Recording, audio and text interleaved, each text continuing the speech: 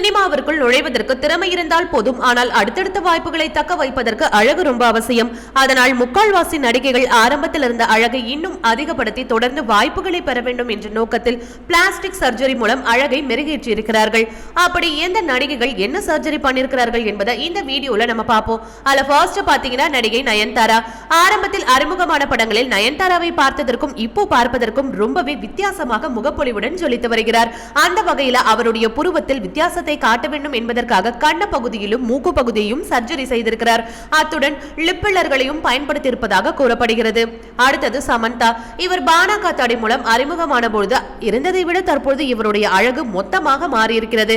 அதற்கு காரணம் லிப்பில்லரை யூஸ் பண்ணி இருக்கிறார். உதட்டில் ஊசி போட்டு பலூன் போல வீங்க வைத்து ஹைலைட்டாக காட்ட வேண்டும் என்று நினைத்திருக்கிறார்.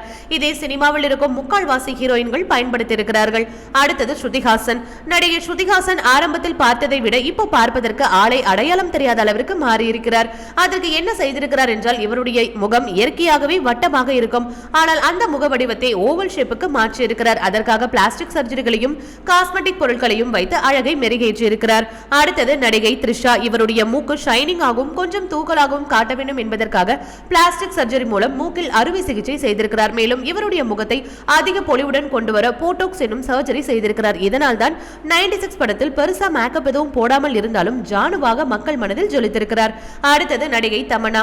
இவர் காஸ்மெட்டிக் சர்ஜரி செய்து செயற்கையாகவே அழகை மெருகேற்றி உள்ளார்.